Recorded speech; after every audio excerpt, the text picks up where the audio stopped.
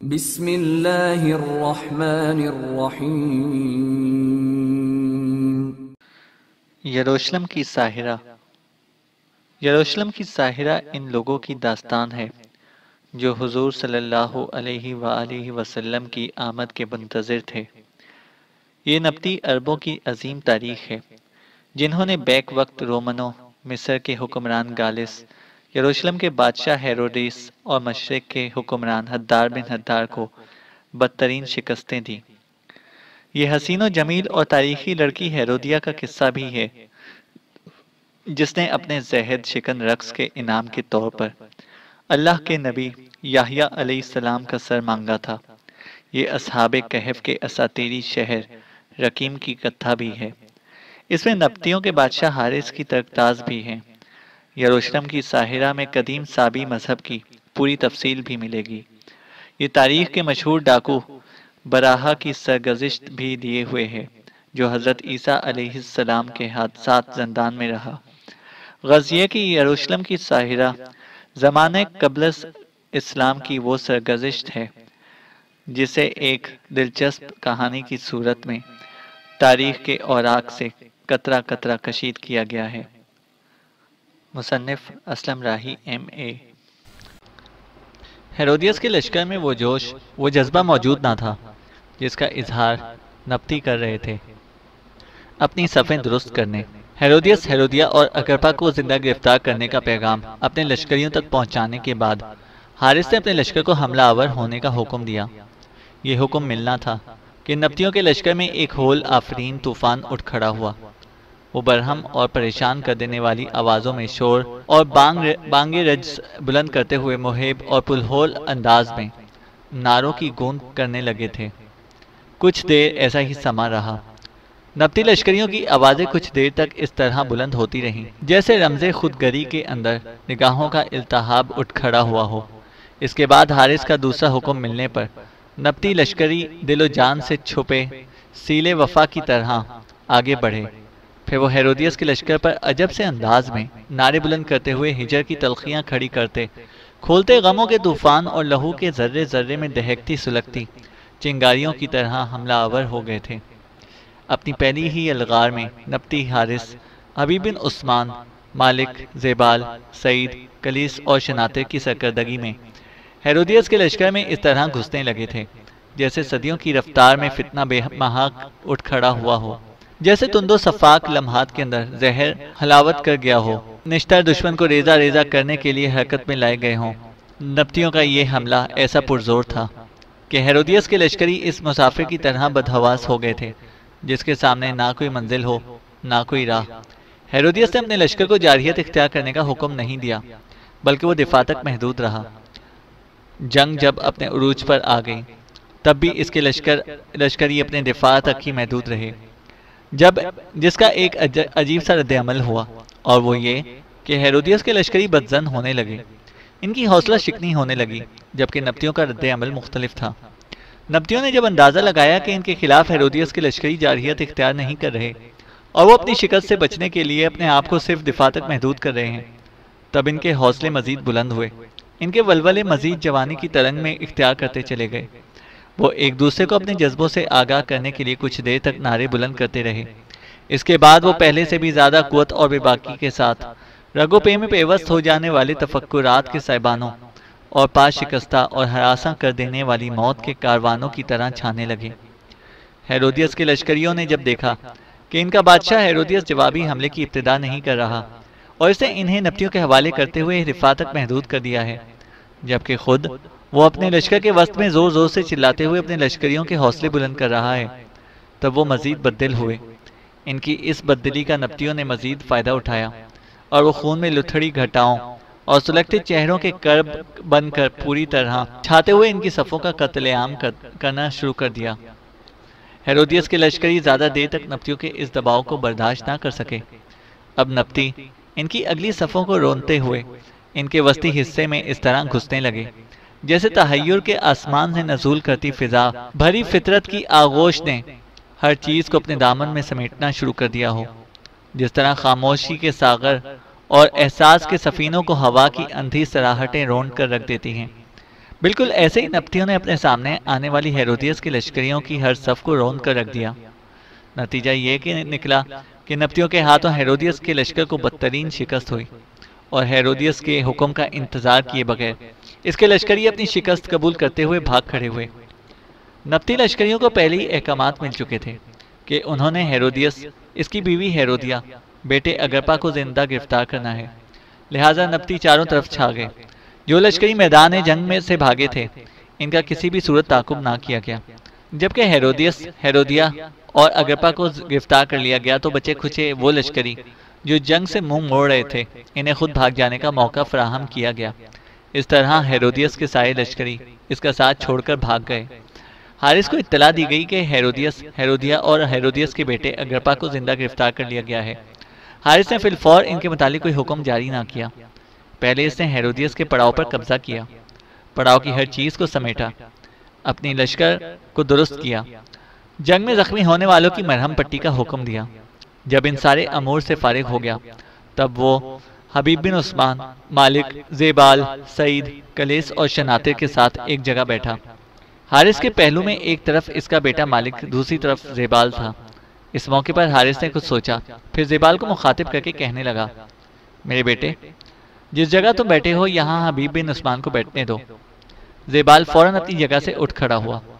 حارث نے حبیب بن عثمان کو اپنے قریب آنے کو کہا۔ حبیب بن عثمان اٹھ کر حارث کے پہلو میں بیٹھ گیا۔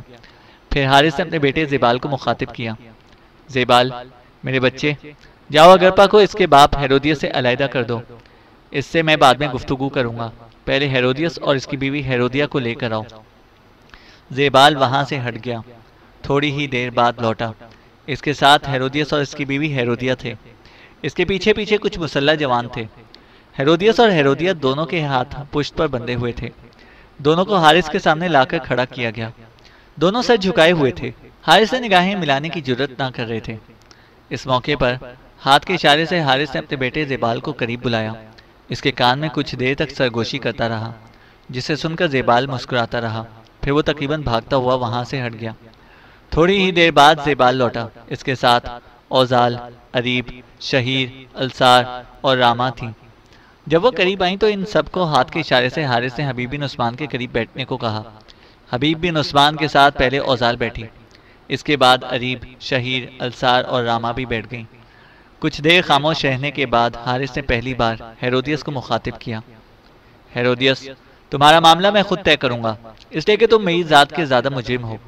جہاں تک تمہاری بیوی ہیرودیا کا تعلق ہے، اس کا معاملہ میں اپنے لشکریوں کے سالار اعلیٰ حبیب بن عثمان کے حوالے کروں گا۔ ہیرودیس، تو ایک نہیں ان گنت گناہوں میں ملوث ہے۔ تیری پہلی غلطی یہ ہے کہ تو نے ناحق میری بیٹی اریب کو طلاق دی۔ ذرا نگاہیں اٹھا کر سامنے دیکھ، تیرے سامنے میری بیٹی اریب موجود ہے۔ میں اس کی شادی اپنے وزیر سلاس کی بیٹے سے تیمان سے کر چکا ہوں۔ ہیرودیس، اگر تو طلاق پر ہی اکتفا کرتا تو معاملہ اس قدر سنگین نہ ہوتا۔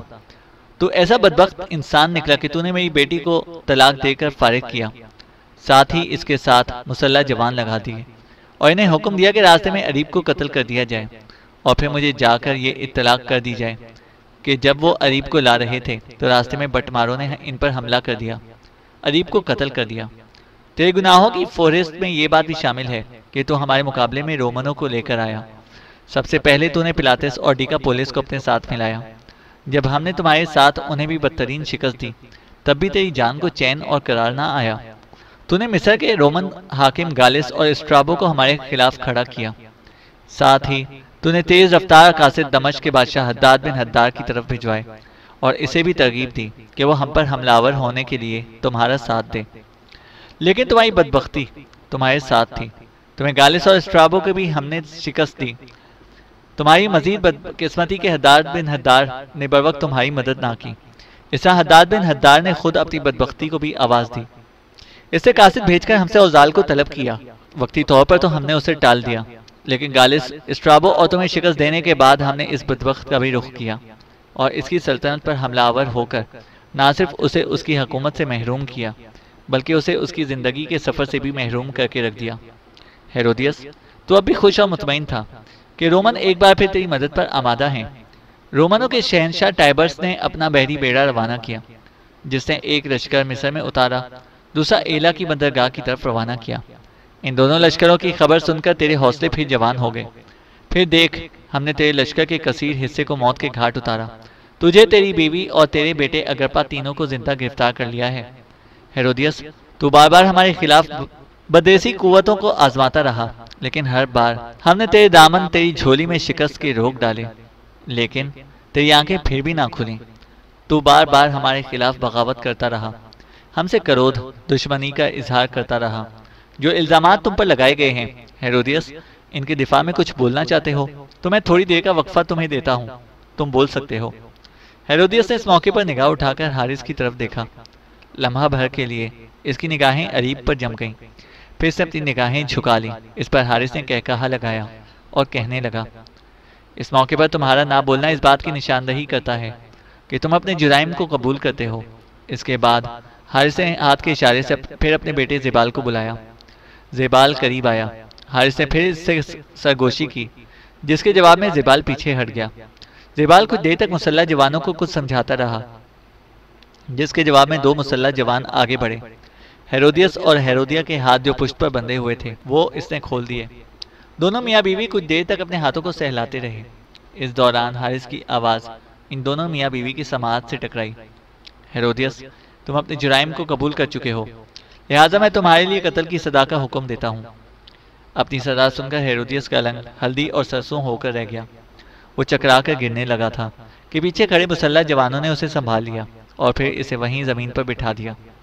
حارث کچھ دیر تک ہیرودیس کی حالت پر مسکراتا رہا، پھر حبیب بن عثمان کو اس نے مخاطب کیا۔ ابن عثمان، میرے بیٹے، میں اپنے کام کی تکمیل کر چکا ہوں۔ ہیرودیا تمہارے سامنے ہے، جو کچھ تم نے اس سے کہنا ہے کہو۔ اس کے بعد حارث نے ہیرودیا کو مخاطب کیا، سن ہیرودیس کی بھتیجی اور بیوی، ہیرودیس کا معاملہ تو میں نے طے کر دیا ہے، لیکن تیرا معاملہ میں سپہ سالار اعلیٰ حبیب بن عثمان کے سپرد کرتا ہوں، وہی تیرے ساتھ گفتگو کرے گا۔ حارث جب خاموش ہوا تو حبیب بن عثمان نے ہیرودیا کو مخاطب کیا، ہیرودیا اپنی نگاہیں اوپر اٹھا اور جو لڑکی میرے بائیں پہلو میں بیٹھی ہے اس کی طرف غور سے دیکھ اور بتا، کیا تو اسے پہچانتی ہے؟ ہیرودیا نے نگاہیں اٹھائیں، پھر حبیب بن عثمان کے پہلو میں اوزال کو دیکھ کر سکتا سا طاری ہو گیا۔ ریشے کے کسی مریض کی طرح وہ لرزنے لگی۔ اس کی حالت دیکھتے ہوئے اریب اور اوزال مسکرانے لگی۔ حبیب بن عثمان نے ہیرودیا کو مخاطب کیا، ہیرودیا تمہارا پہلا جرم یہ ہے کہ تم نے اوزال سے بغیر کسی وجہ کے رقابت کا اظہار کرنا شروع کیا، صرف اس وجہ سے کہ یہ خوبصورتی اور رقص میں تم سے بالا اور اعلیٰ تھی۔ تم نے اپنے آدمی اس کے پیچھے لگائے تاکہ اسے قتل کر دیا جائے۔ سنو ہیرودیا، یروشلم کے جہنم سے اوزال کو نکالنے والا میں ہی ہوں۔ میرا نام حبیب بن عثمان ہے اور اوزال اس وقت میری بیوی ہے۔ ہیرودیا، تمہارے دامن میں صرف یہی گناہ اور جرم ہوتا تو قسم مجھے اپنے اس خداوند قدوس کی جو سارے جہان کو پالنے والا اور زمین و آسمان کا خالق ہے، میں تجھے عورت جان کر معاف کر دیتا، تیرے لیے کوئی سزا تجویز نہ کرتا، لیکن تیرے نامہ اعمال پر ایک ایسے گناہ کا دھبا ہے جسے بندہ تو بندہ، اس کائنات کا خالق بھی معاف نہیں کرے گا۔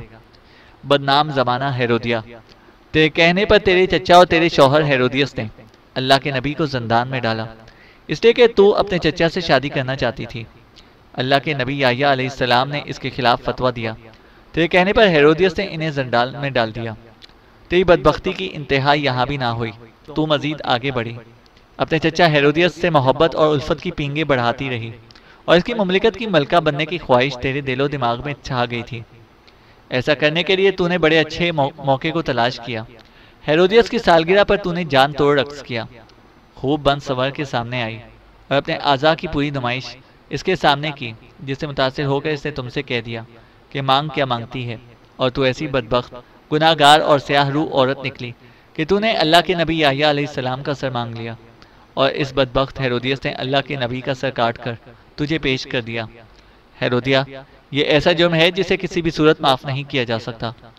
اس کائنات میں اللہ کے نبی، پیغمبر اور رسول کا بڑا اعلیٰ اور عرفہ مقام ہوتا ہے۔ وہ گناہوں سے تپتی دھوپ اور اندیشوں کی ریت جیسے ماحول میں اپنے کردار، اپنی سیرت سے کرن کرن کو جگمگا دینے والا ہوتا ہے۔ بے درد رسموں کی سلیبوں اور خود ساختہ مشرکانہ روایات کے اندر اللہ کے پیغمبر کورے کاغذ پر نیکی کی پہلی لکیر کی مانند اٹھتا ہے اور انسانیت کی شریانوں میں محبت کی خوشبو بھرتا چلا جاتا ہے۔ ہیرودیہ اللہ کے یہ پیغام رساں زندگی کے خونی حوادث اور مسائل کے شب و روز کے عتاب میں نیکیوں اور خوبیوں کی مشعل لے کر اٹھنے والے ہوتے ہیں۔ بے یار و بے نوا ہونے کے باوجود اس بحر و بر شہر و نگر اور سم آلود ماحول میں وہ خداوند قدوس کی رضامندی اور اس کے رضا کے امین بن کر انسان کے سامنے آتے ہیں۔ اس کارگاہ میں کھارے پانیوں سے شرکت اور بنجرپن جیسی بدعتوں کے اندر پیغمبر خداوند قدوس کی طرف سے وحدانیت کی صبح نو کے قافلوں کا امین ہوتا ہے۔ ہیرودیہ تو نے اپنی شہرتوں کا راز حاصل کرنے کے لیے ہیرودیس کے سامنے اپنے حسن بدن کو ساز بنا کر پیش کیا اور اللہ کے نبی یحییٰ علیہ السلام کا سر مانگ لیا۔ تو ایک شیطانی وراثت رکھنے والی عورت ہے اور ابد تک ملون و متون رہے گی۔ تو نے ایسا برا فعل کیا ہے جس کی کوئی معافی نہیں۔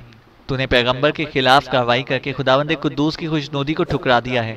ہیرودیہ اللہ کے یہ بندے تو وقت کی رفتار اور تاریخ کے کردار میں پرچم امن اور عافیت بلند کرنے والے ہوتے ہیں، صداقت کا تراشا ستارہ ہوتے ہیں، اعلیٰ اخلاق اور تقدس کے امین ہوتے ہیں۔ تو نے کائنات کے تخلیقی اصولوں سے بغاوت کی ہے، اخلاقی اور روحانی انحطاط کا شکار ہوئی ہے۔ تو نے اپنے طور پر خدائی قانون کی ساخت کرنے کی کوشش کی ہے۔ تیری اس اندھی سوداگری اور آمرانہ رعونت کی تجھے ضرور سزا ملے گی۔ ہیرودیہ چونکہ اللہ کے نبی خداوند قدوس کی رضامندی اور اس کی خوشنودی کے امین ہوتے ہیں، تو نے کیونکہ ایک پیغمبر کے ساتھ زیادتی کرائی ہے، لہٰذا تو نے دوسرے الفاظ میں خداوند قدوس کے خلاف بغاوت کھڑی کرنے کی کوشش کی ہے، اور جو خداوند قدوس کا باغی ہوتا ہے اسے کسی بھی صورت اس سرزمین پر زندہ رہنے اور اس پر چلنے کا کوئی حق نہیں۔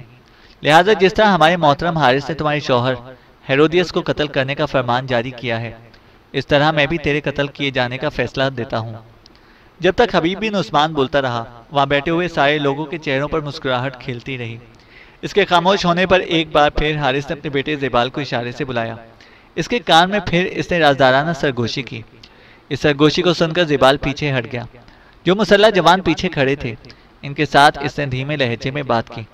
پھر وہ مسلح جوان حرکت میں آئے، ہیرودیس اور ہیرودیہ کو پکڑ کر وہ ایک طرف لے گئے اور دونوں کی انہوں نے گردنیں اتار دیں۔ یہ کام جب تکمیل کو پہنچ چکا تب حارث پھر بولا اور اپنے بیٹے زیبال کو مخاطب کیا۔ زیبال میرے بیٹے، اب اگرپا کو میرے سامنے پیش کرو۔ زیبال مسلح جوانوں کو لے کر وہاں سے چلا گیا۔ تھوڑی دیر بعد وہ لوٹا۔ اب مسلح جوانوں کے درمیان اگرپا کو لے کر آیا تھا اور اپنے باپ حارث کے سامنے لا کھڑا کیا۔ اگرپا کے ہاتھ بھی پشت پر بندھے ہوئے تھے۔ حارث نے ایک ہمدردانہ نگاہ اگرپا پر بھی ڈالی، پھر اپنے بیٹے زیبال کو مخاطب کیا۔ اس کے ہاتھ کھول دو۔ زیبال پشت کی طرف گیا۔ اگرپا کے بندھے ہوئے ہاتھ اس نے کھول دیے۔ کچھ دیر تک حارث اگرپا کو بڑے غور سے دیکھتا رہا۔ اگرپا نے صرف ایک نگاہ حارث کے چہرے پر ڈالی تھی، اس کے بعد اس کی گردن جھک گئی تھی اور وہ زمین کی طرف دیکھنے لگا تھا۔ حارث نے اسے مخاطب کیا، اگرپا تمہیں ایک جنگی قیدی کی حیثیت سے میرے سامنے پیش کیا گیا ہے۔ اس سے قبل تمہارے باپ ہیرودیس اور ہیرودیہ کو بھی میرے سامنے پیش کیا گیا، اس لیے کہ تمہاری طرح انہیں بھی جنگ کے دوران زندہ گرفتار کر لیا گیا تھا اور تمہاری آمد سے پہلے ان کی گردنیں کاٹی جا چکی ہیں۔ اب تم میرے سامنے پیش ہو، کہو تم میری طرف سے کیسے سلوک کی امید رکھتے ہو؟ اگرپا نے آہستہ آہستہ اپنی گردن سیدھی کی، حارث کی طرف دیکھا، پھر اسے مخاطب کر کے کہنے لگا، نبطیوں کے عظیم بادشاہ، آپ ایک فاتح ہیں اور میں ایک شکست خوردہ سپاہی کی طرح آپ کے سامنے کھڑا ہوں۔ آپ حق رکھتے ہیں کہ میرے ساتھ جو چاہیں سلوک کریں، مجھے بولنے یا اعتراض کرنے کا کوئی حق حاصل نہیں۔ اگرپا رکا، کچھ سوچا، پھر سے دوبارہ کہنا شروع کیا، تاہم اگر آپ نے میرے خیالات جاننے کی کوشش کی ہے تو میں یہ عرض کروں گا کہ میں اس جنگ کے خلاف تھا۔ میرا باپ ہمیشہ اپنی مرضی لشکریوں پر مسلط کرتا رہا، میرا کہا اس نے کبھی نہیں مانا۔ میں نے اسے مشورہ دیا تھا کہ رومنوں کو اس سرزمین میں دعوت نہیں دینی چاہیے۔ میں نے اس سے یہ بھی گزارش کی تھی کہ ہمیں نبطیوں کے ساتھ اپنے معاملات مل بیٹھ کر طے کر لینے چاہیے تاکہ آنے والے وقتوں میں دونوں قومیں دو بہترین ہمسایوں کی طرح گزر بسر کر سکیں۔ پر افسوس میرے باپ نے میری اس نصیحت پر کوئی کان نہ دھرے اور امن پر اس نے ہمیشہ جنگ کو ترجیح دی۔ حارث کچھ دیر خاموش رہ کر سوچتا رہا۔ اس دوران کبھی کبھی بڑے غور سے اپنے سامنے اگرپا کی طرف بھی دیکھ لیتا۔ اس کے بعد اس نے دوبارہ اگرپا سے کہنا شروع کیا، اگرپا میری نگاہوں میں تمہارا ماضی بالکل صاف ہے، میں تم سے جھوٹ نہیں کہوں گا، بددیانتی سے کام نہیں لوں گا۔ تمہارے باپ کے سامنے میں نے اس کے جرائم کی فہرست پیش کی۔ وہ کوئی خاطر خواہ جواب نہ دے سکا، اپنا دفاع نہ کر سکا، لہٰذا میں نے اس کا کام تمام کرنے کا حکم دے دیا۔ اب وہ اس دنیا میں نہیں۔ جہاں تک اس کی بیوی اور تمہاری چچا زاد بہن ہیرودیہ کا تعلق ہے تو وہ ایک نہیں کئی بڑے بڑے جرائم کی مرتکب ہوئی تھی۔ اسے میری بیٹی اوزال کو قتل کرنے کی کوشش کی، اسے تمہارے باپ کے سامنے دل دہلا دینے والا رقص پیش کیا اور رقص کی داد وصول کرتے ہوئے اسے اللہ کے نبی یحییٰ علیہ السلام کا سر مانگا۔ اس کا معاملہ میں نے اپنے سالار اعلیٰ حبیب بن عثمان کے سپرد کیا۔ حبیب بن عثمان سے اس کی طویل گفتگو ہوئی، جس کے بعد حبیب بن عثمان نے اس کا کام تمام کرنے کا حکم دے دیا۔ لہٰذا تمہارے باپ ہیرودیس کے ساتھ ہیرودیہ کو بھی موت کے گھاٹ اتارا جا چکا ہے۔ میں چاہتا تو تمہارے خلاف بھی ایسا فیصلہ کر سکتا تھا، مجھے کوئی روکنے والا نہیں، کوئی میرا ہاتھ پکڑنے والا نہیں، لیکن میں نے ایسا کرنا پسند نہیں کیا کیونکہ میں تمہیں موقع دینا چاہتا ہوں۔ جو فیصلہ میں نے تمہارے متعلق کیا ہے وہ کچھ اس طرح سے ہے۔ میں تمہیں سارے فلسطین کا حکمران دیکھنا چاہتا ہوں۔ یہاں سے فارغ ہونے کے بعد ہمارا لشکر جنوب کی طرف رخ کرے گا۔ جس طرح تمہارے باپ ہیرودیس کو شکست دی ہے، اسی طرح پلاطس کا کام بھی تمام کریں گے۔ پلاطس کا خاتمہ کرنے کے بعد فلسطین کے اندر کوئی ایسی قوت نہ رہے گی جو حکومت میں تمہاری شراکت دار ہوگی۔ لہٰذا میں تمہیں پورے فلسطین کا حاکم مقرر کر دوں گا، لیکن اس کے لیے میری چند شرائط ہیں۔ اگرپا، میری جو شرائط ہیں وہ بھی تمہارے سامنے بیان کرتا ہوں۔ اگر تجھے منظور ہو تو ہاں کر دینا، ورنہ میں تمہارے قتل کا فیصلہ نہیں کروں گا، تمہیں آزاد کر دوں گا اور فلسطین کا حاکم کسی اور کو مقرر کر دوں گا۔ پہلی بات جو میں نے انتہائی ضرورت کے تحت کہنا چاہتا ہوں وہ یہ ہے کہ میری خواہش ہے کہ آنے والے دور میں فلسطینیوں اور نبطیوں کے درمیان اتفاق رہے۔ نہ نبطی فلسطینیوں کے خلاف کسی دوسری قوم کی مدد حاصل کریں، نہ ہی فلسطینی ایسا کریں۔ دونوں ایک دوسرے کے معاملات میں دخل اندازی نہ کریں اور پرامن زندگی بسر کریں۔ دوسری بات جو میں تم سے کہنا چاہتا ہوں وہ یوں ہے کہ تمہارے باپ ہیرودیس ہمیشہ ہمارے مقابلے میں رومنوں سے مدد حاصل کرتا رہا۔ میں تم سے یہ کہنا چاہتا ہوں کہ آئندہ حکمران کی حیثیت سے رومنوں سے ہمارے متعلق کوئی مدد حاصل نہ کرو گے، نہ ان کے ساتھ کوئی رابطہ قائم رکھو گے۔ اگر تم ان تجاویز کو قبول کرتے ہو تو میں تمہیں ضمانت دیتا ہوں کہ آنے والے دنوں میں ہمارے اور تمہارے درمیان بہترین اتفاق رہے گا۔ اگر تم ہماری بات مانتے ہوئے ہمارے حلیف بن کر رہتے ہو تو یاد رکھنا، اگر کسی بھی قوت نے تم پر حملہ آور ہونے کی کوشش کی تو میں اس وقت تمہارا پورا دفاع کروں گا۔ اب کہو تم کیا کہنا چاہتے ہو؟ حارث کی اس گفتگو سے اگرپا کے چہرے پر گہری مسکراہٹ کھل گئی۔ بڑے تشکر آمیز انداز میں کچھ دیر تک وہ حارث کی طرف دیکھتا رہا، پھر بول پڑا، نبطیوں کے عظیم اور رحم دل بادشاہ، جو باتیں آپ نے کہی ہیں یہی باتیں میں ماضی میں اپنے باپ سے کہتا رہا ہوں۔ اگر آپ مجھے فلسطین کا حاکم مقرر کرتے ہیں تو میں آپ کو یقین دلاتا ہوں کہ آنے والے دنوں میں آپ کو میری طرف سے کوئی شکایت نہیں ملے گی۔ فلسطین کے اندر نہ ہی میں اپنے باپ جیسا کردار ادا کروں گا، آپ کے خلاف نہ ہی دوسری قوتوں کو جنگ کی دعوت دوں گا، بلکہ اگر آپ کے اور ہمارے درمیان اختلاف رائے ہوتا ہے تو اسے ہم باہم مشورے سے طے کر لیا جائے گا۔ کچھ دیر کے لیے اگرپا رکا، سوچا، پھر دوبارہ کہنا شروع کیا، نبطیوں کے محترم تاجدار، میں آپ کو یہ بھی ضمانت دیتا ہوں کہ نبطیوں اور فلسطینیوں کے درمیان جو کچھ ہونا تھا ہو چکا۔ یوں جاننے کہ فلسطینیوں کی بدقسمتی ہے کہ ہم لوگ نبطیوں کے ساتھ ٹکرائے، اس طرح ہونا نہیں چاہیے تھا۔ بہرحال میں ان سرزمینوں میں اپنے باپ جیسا کردار ادا نہیں کروں گا۔ آپ مجھے اپنا حلیف پائیں گے اور فرما بردار بھی پائیں گے۔ میں آپ کو یہ بھی ضمانت دیتا ہوں کہ آپ کے خلاف کبھی بھی کسی بھی موقع پر رومنوں کے ساتھ کوئی ساز باز نہیں کروں گا۔ اگرپا کا جواب سن کر حارث تھوڑی دیر مسکرایا۔ شاید جو معاملہ طے ہوا تھا اس سے لطف اندوز ہونا چاہتا تھا۔ ایک بار پھر اس نے اپنے بیٹے زبال کو اشارے سے بلایا۔ زبال اس کے قریب آن کھڑا ہوا۔ حارث نے پھر اس سے سرگوشی کی، جسے سن کر زبال وہاں سے ہٹ گیا۔ تھوڑی دیر بعد زبال لوٹا، اس کے ساتھ ایک سائز تھا جو ایک عمدہ نسل کے گھوڑے کی باگ پکڑے ہوئے تھا۔ گھوڑے پر زین ڈال دی۔ گھوڑا سائز نے حارث کے سامنے لا کر کھڑا کیا، جبکہ زبال پھر اپنی نشست پر بیٹھ گیا۔ حارث نے اگرپا کو مخاطب کیا، اگرپا، تو نے مجھے اپنی گفتگو سے مطمئن اور خوش کر دیا ہے۔ میں تجھے پورے فلسطین کا حاکم اعلیٰ مقرر کرتا ہوں۔ جو گھوڑا تمہارے قریب کھڑا ہے یہ تمہارے لیے منگوایا گیا ہے، اس پر سوار ہو اور اپنی سرزمینوں کی طرف چلے جاؤ۔ اب تم فلسطین کے حکمران ہو۔ اگرپا کے چہرے پر بے پایاں خوشیاں بکھر گئیں۔ عجیب سے انداز میں وہ آگے بڑھا اور بڑی انکساری اور عاجزی کے ساتھ اس نے حارث کے دونوں گھٹنوں کو پکڑ لیا۔ حارث نے فوراً اس کے ہاتھ پکڑ لیا، اس کی پیٹھ تھپ تھپائی، پھر اس کے ساتھ پرجوش مصافحہ کیا۔ حارث کے بعد اگرپا نے حبیب بن عثمان، مالک، زیبال، سعید اور دوسرے سالاروں سے بھی مصافحہ کیا۔ پھر حارث سے اجازت لے کر وہ گھوڑے پر سوار ہوا اور وہ وہاں سے کوچ کر گیا تھا۔ اگرپا کے جانے کے بعد کچھ دیر تک خاموشی رہی۔ حارث نے باری باری مالک اور حبیب بن عثمان کی طرف دیکھا، پھر کہنا شروع کیا، میرے عزیزو، جو معاملہ میں طے کرنا چاہتا تھا وہ بڑے احسن طریقے سے طے ہو گیا۔ ماضی میں ہیرودیس یقیناً ہمارے لیے خدشات اور خطرات کا باعث بنا ہوا تھا، لیکن اس خطرے کو ہم نے ہمیشہ کے لیے ٹال دیا ہے۔ اگرپا نے میری خواہشوں کے مطابق عمل کرنے کا اظہار کیا ہے۔ مجھے امید ہے کہ آنے والے دور میں یہ ہمارے لیے سود مند ثابت ہوگا۔ حبیب بن عثمان، میرے بیٹے، اب تم یہ کہو کہ تم کب تک یہاں سے کوچ کرنا پسند کرو گے؟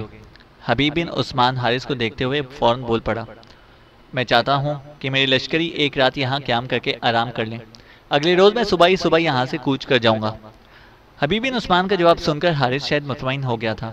دوبارہ وہ بول پڑا، بیٹے، جیسا کہ تم لوگوں نے سنا کہ میں نے اگرپا کو سارے فلسطین کا حاکم اعلیٰ مقرر کر چکا ہوں، جبکہ تم جانتے ہو کہ یروشلم پر اس وقت رومنوں کا گورنر پلاتس حکمران ہے۔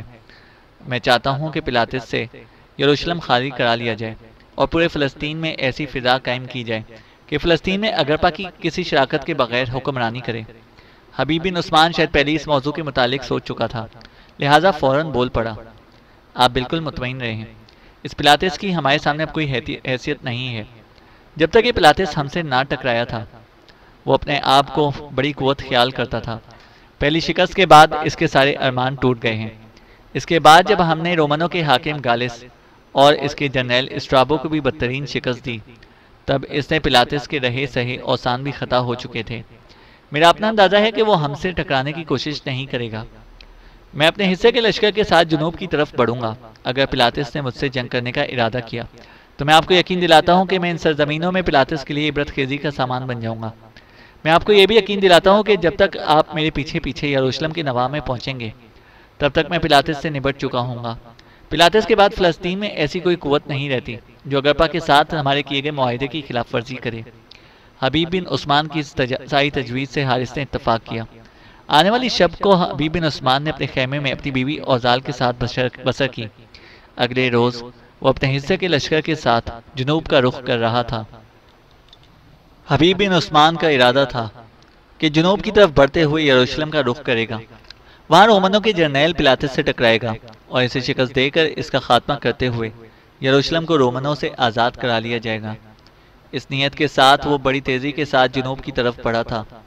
ادھر جب پلاتس کو یہ خبر ہوئی کہ نپتیوں نے ہیرودیس کو بدترین شکست دی ہے اور ہیرودیس اور اس کی بیوی ہیرودیہ دونوں قتل کر دیا گیا ہے، اور نپتیوں کے بادشاہ حارث نے ہیرودیس کے بیٹے اگرپا کو پورے فلسطین کا حاکم اعلیٰ مقرر کر دیا ہے، تب وہ بڑا فکرمند اور پریشان ہوا۔ ہیرودیس کے انجام کے رد عمل کے طور پر وہ کوئی کارروائی کرنا ہی چاہتا تھا کہ اسے ایسی خبریں ملی جس نے اس کے پاؤں تلے زمین ہلا دی۔ پلاتس کا پہلے یہ ارادہ تھا کہ ہیرودیس اور اس کی بیوی کے قتل کی خبریں، اس کی شکست اور اس کے علاقوں پر نپتیوں کے قبضے کی اطلاع وہ رومنوں سے کرے گا اور رومنوں کے شہنشاہ ٹائبر سے گزارش کرے گا کہ نپتی اپنی عسکری اور لشکری طاقت میں اپنے عروج پر پہنچ چکے ہیں، اور اگر ان کو نیچا نہ دکھایا گیا تو آنے والے دنوں میں ان کی ہمسایہ کسی بھی طور پر محفوظ نہ رہ سکیں گے۔ لیکن پلاتس کی بدقسمتی کہ وہ رومنوں کے شہنشاہ ٹائبرس کو خبر نہ دے سکا، اس لیے کہ انہی دنوں اسے یہ اطلاع دی گئی کہ نپتیوں کا عظیم سپہ سالار حبیب بن عثمان ایک لشکر کے ساتھ بڑی برق رفتاری سے یروشلم کا رخ کیے ہوئے ہے اور ہر صورت میں پلاتس سے ٹکرائے گا اور پلاتس کو فلسطین سے نکال باہر کرے گا۔ حبیب بن عثمان کا نام پلاتس نے پہلے ہی سن رکھا تھا، اس لیے کہ اس سے پہلے جو جنگیں ہوئی تھیں حبیب بن عثمان کا نام دشمنوں کے لیے وحشت اور خوف کا باعث بنا ہوا تھا۔ پلاتس کو جب خبر ہوئی کہ نپتیوں کا سپہ سالار ایک لشکر کے ساتھ اس کا رخ کیے ہوئے ہے تو اس پر لرزہ طاری ہو گیا۔ اس نے سب سے پہلے اپنے مشیروں سے مشورہ کیا۔ مشیروں میں سے صرف چند ایک نے پلاتس کا حوصلہ بڑھایا کہ نپتیوں کی طاقت سے مقابلہ کرنا چاہیے اور اس سلسلے میں فی الفور مصر سے مدد مانگنی چاہیے۔ ساتھ ہی مشیروں نے پلاتس کو یہ بھی ڈھارس دی کہ عنقریب رومنوں کے دو بڑے لشکر ایک مصر کی طرف سے ایک ایلا کی بندرگاہ سے نپتیوں پر وارد ہونے والے ہیں، لہٰذا شہر میں محصور ہو کر اس جنگ کو طول دینا چاہیے تاکہ رومنوں کے دونوں لشکر اپنے کام کی ابتدا کر سکیں۔ لیکن زیادہ مشیروں نے پلاتس کو یہی مشورہ دیا کہ وہ کسی بھی طور سیلاب کے ریلے کی طرح بڑھتی ہوئی نپتیوں کی طاقت کا مقابلہ نہیں کر سکتے۔ ایسا کرنے کی کوشش کی تو اپنی جان سے ہاتھ دھو بیٹھے گا۔ اس مشورے نے پلاطس پر اور زیادہ خوف و ہراس طاری کر دیا، لہٰذا یروشلم کے لوگوں کو اپنے حال پر چھوڑتے ہوئے ایک رات وہ یروشلم سے نکل بھاگا۔ اب یروشلم میں ایسی کوئی قوت نہ تھی جو حبیب بن عثمان کا مقابلہ کر سکتی۔ حبیب بن عثمان ابھی یروشلم پہنچا ہی نہ تھا کہ اسے خبر ہو گئی کہ رومنوں کا جرنیل پلاطس شہر چھوڑ کر بھاگ چکا ہے۔ اس کے پیچھے پیچھے اس کے مشیر اور سرکردہ بھی شہر چھوڑ کر بھاگ چکے ہیں۔ یہ خبر یقیناً حبیب بن عثمان کے لیے حوصلہ افزا تھی۔ اس نے آگے بڑھنے کی رفتار پہلے سے بھی زیادہ تیز کر دی، یہاں تک کہ وہ یروشلم کے نواح میں پہنچا اور وہاں اس نے اپنے لشکر کو خیمہ زن ہونے کا حکم دے دیا۔ جس وقت خیمے نصب ہو چکے اور حبیب بن عثمان اور اوزال اپنے خیمے میں آئے، تب چند ہی ثانیوں بعد سعید اور راما دونوں میاں بیوی ان کے خیمے میں داخل ہوئے۔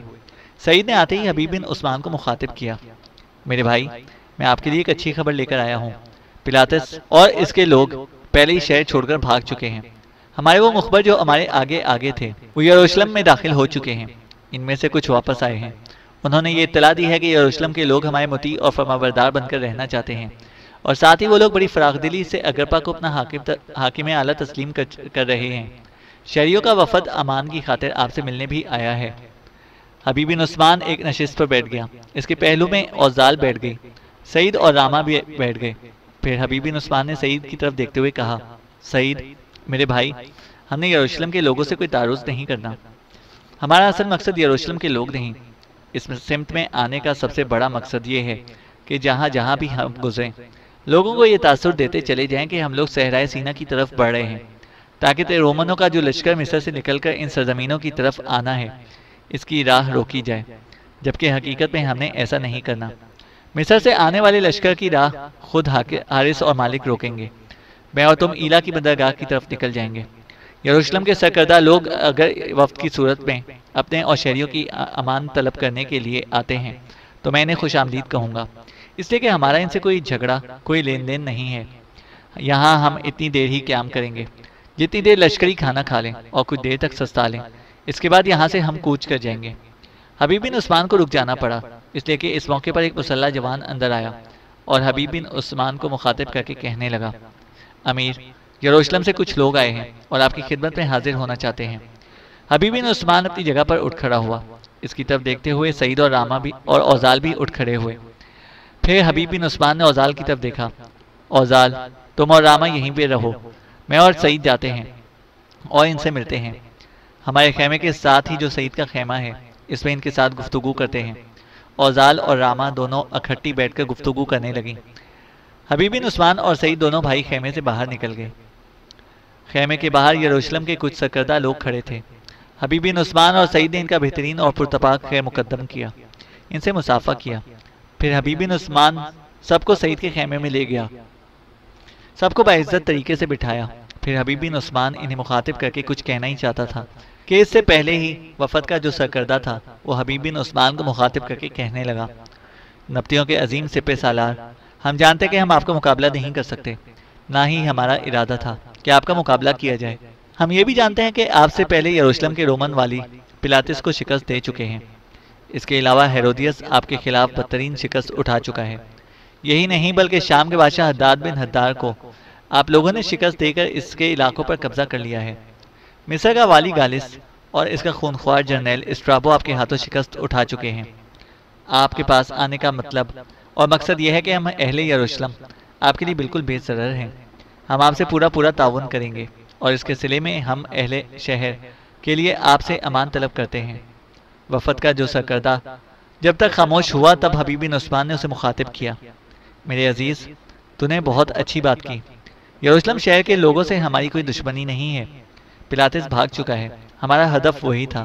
میں تم پر انکشاف کروں گا کہ ہمارا بادشاہ حارث ہیرودیس اور اس کی بیوی کا خاتمہ کرنے کے بعد ہیرودیس کے بیٹے اگرپا کو پورے فلسطین کا حاکم اعلیٰ بنا چکا ہے۔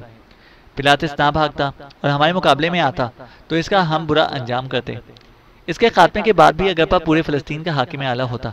اب جب کہ پلاطس خود ہی بھاگ چکا ہے تو میں آپ لوگوں پر انکشاف کروں کہ اب ہیرودیس کا بیٹا اگرپا ہی آپ لوگوں کا حکمران ہے، پورے فلسطین پر وہی حکمرانی کرے گا۔ میرے خداوند نے چاہا تو اب رومنوں کو یہاں داخل ہونا نصیب نہیں ہوگا۔ یروشلم شہر کے لوگوں کو جا کر یہ خوشخبری سنائیں کہ وہ بالکل محفوظ ہیں۔ بالکل ایسے ہی پرسکون زندگی بسر کرتے رہے، اپنے مال کا لین دین، اپنا کاروبار کرتے رہے، جس طرح وہ پلاطس کے دور میں کرتے رہے ہیں۔ کوئی ان پر بیجا سختی نہیں کرے گا۔ اگر کسی نے ایسا کرنے کی کوشش کی تو وہ اپنی گردن سے محروم ہو جائے گا۔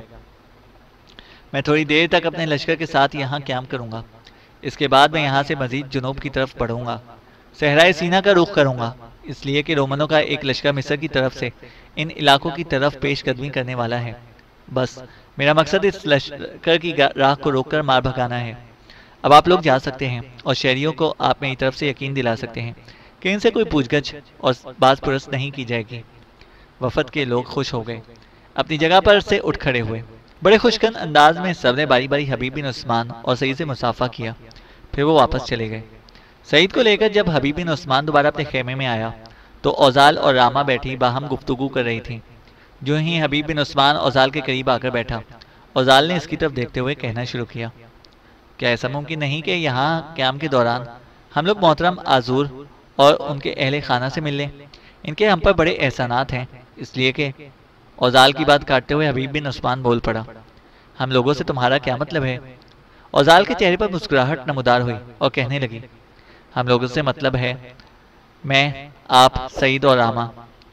حبیب بن عثمان کچھ دیر تک مسکراتا رہا، پھر بڑے غور سے اوزال کی طرف دیکھتے ہوئے کہنا شروع کیا، اگر میں اور سعید دونوں آزور کے پاس چلے جاتے ہیں تو ہمارے بعد لشکر کی نگرانی کون کرے گا؟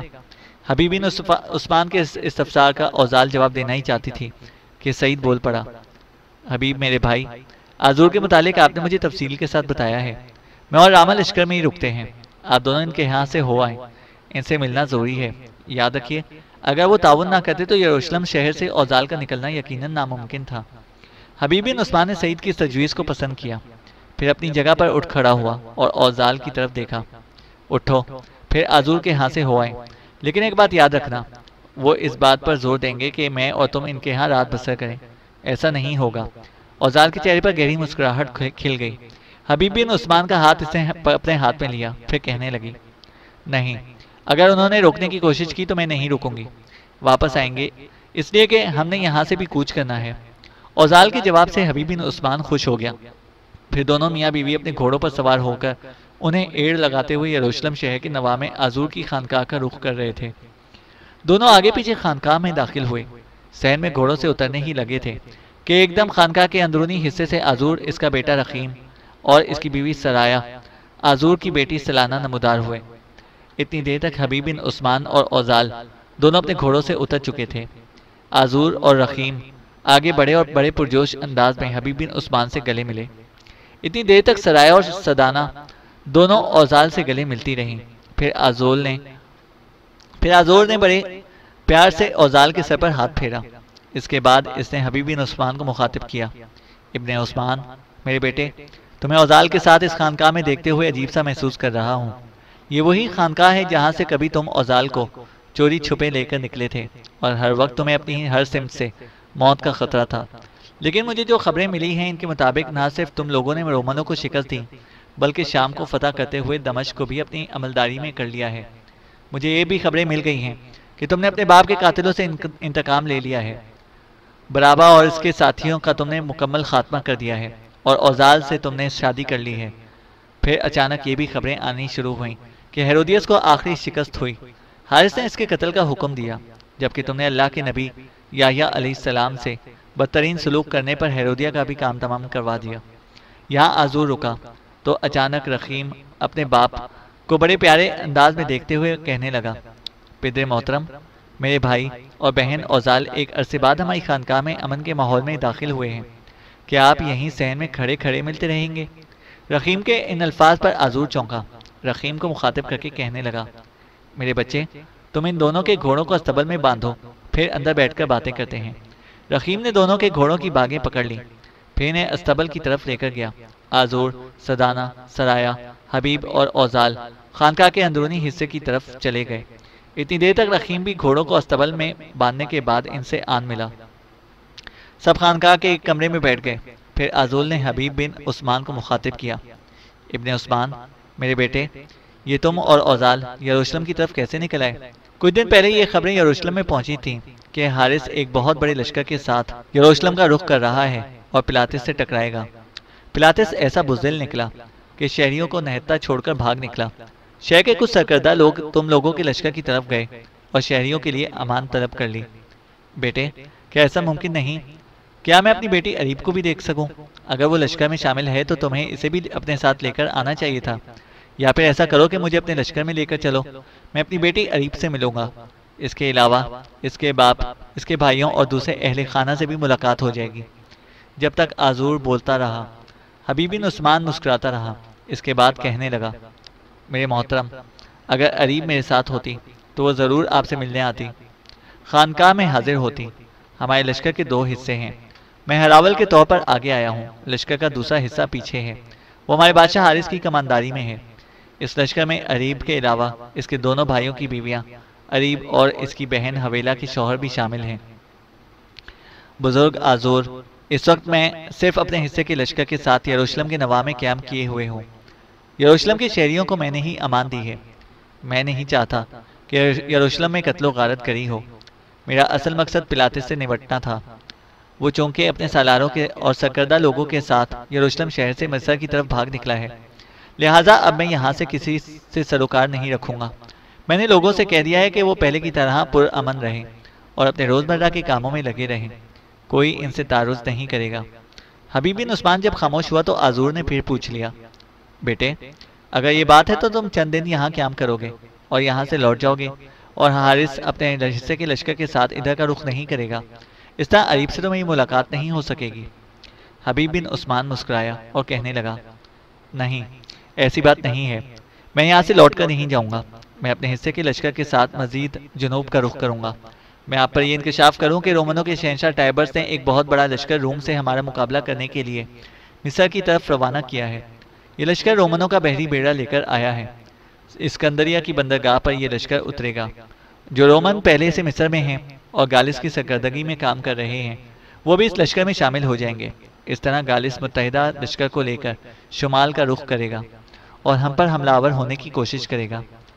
میں یہاں سے سیدھا جنوب کی طرف جاؤں گا، صحرائے سینا کے کسی مناسب محل وقوع میں اپنے لشکر کے ساتھ پڑاؤ کروں گا اور رومنوں کی راہ روکوں گا۔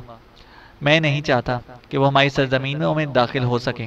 میں صحرائے سینا کے کسی مناسب محل وقوع میں اپنے لشکر کے ساتھ پڑاؤ کروں گا اور رومنوں کی راہ روکوں گا۔ میں نہیں چاہتا کہ وہ ہماری سرزمینوں میں داخل ہو سکیں۔ میں صحرائے سینا میں کسی ریت کے تیروں کے اندر ان کے ساتھ موت کا کھیل کھیلتے ہوئے انہیں بھاگ جانے پر مجبور کروں گا۔ میں کسی بھی وقت رات کو یہاں سے کوچ کر سکتا ہوں، لہذا سب سے پہلے میں نے اور اوزال نے یہ پسند کیا کہ آپ سے ملاقات کر لیں۔ اس کے بعد شاید اچانک ہمیں یہاں سے کوچ کر جانا پڑے۔ حبیب بن عثمان کی اس گفتگو کے جواب میں آزور کی بیٹی سدانہ گھورنے کے انداز میں باری باری حبیب بن عثمان اور اوزال کی طرف دیکھنا شروع کیا، پھر حبیب بن عثمان کو مخاطب کر کے کہنے لگی، میرے بھائی، اس کا مطلب ہے کہ اب تم میاں بیوی ہمارے ہاں رات بسر نہیں کرو گے؟ سدانہ چونکہ اوزال کے پہلو میں بیٹھی ہوئی تھی، لہذا حبیب بن عثمان کی بجائے اوزال نے رد عمل کا اظہار کیا۔ اپنا بازو اس نے بڑے پیار سے سدانہ کے شانے پر رکھا، اپنا سر اس کے سر کے قریب لے گئی، 1-2 بار اس نے اپنے سر کو اس کے سر سے پیار سے رگڑا، پھر کہنے لگی، سدانہ میری بہن، اگر ہم نے لشکر کے ساتھ جنوب کی طرف کوچ نہ کرنا ہوتا تو یہاں رات بسر کرنا میرے لیے اور تمہارے بھائی کے لیے ایک بہت بڑی سعادت ہوتی، لیکن ایک مہم پر نکلے ہوئے ہیں، لہذا مجھے امید ہے کہ تم محسوس نہیں کرو گی۔ سدانہ کچھ کہنا ہی چاہتی تھی کہ آزور بول پڑا، اوزال میری بیٹی، میں تم لوگوں کی مہم کو سمجھا ہوا ہوں، ہمیں سے کوئی بھی اعتراض نہیں کرے گا۔ ہمیں تو سب سے بڑی خوشی جو نصیب ہوئی ہے وہ یہ کہ ہیرودیس اور اس کی بیوی ہیرودیہ کو تم لوگوں نے مکافات عمل سے گزارا۔ وہ ایک بہت بڑے گناہ کے مرتکب ہوئے تھے، یوں جانو کہ خداوند قدوس کی طرف سے ان کی گرفت ہو گئی۔ دوسری بڑی خوشی یہ ہے کہ پلاتس یہاں سے بھاگ گیا، یروشلم کے لوگ اب آزاد ہیں۔ تیسری بڑی خوشی کہ دمشق شہر پر بھی نبطیوں کا قبضہ ہو گیا ہے۔ آزور جب خاموش ہوا تو مسکراتے ہوئے حبیب بول پڑا، آپ کی ان 3 خوشیوں میں ایک چوتھی خوشی کا بھی اضافہ کر سکتا ہوں۔ حبیب بن عثمان کے ان الفاظ پر رقیم، آزور، سدانہ، سدایا چاروں نے بڑی جستجو کے انداز میں اس کی طرف دیکھنا شروع کیا، جس کے جواب میں حبیب بن عثمان پھر بول پڑا، آپ لوگوں کے لیے چوتھی اور بڑی خوشخبری یہ ہے کہ ہمارے بادشاہ حارث نے ہیرودیس کے بیٹے اگرپا کو پورے فلسطین کا حاکم اعلیٰ مقرر کر دیا ہے۔ اگرپا ایک معتدل مزاج کا انسان ہے، اپنے باپ کی طرح انتہا پسند نہیں ہے، نہ ہی خرافات میں الجھنے والا ہے۔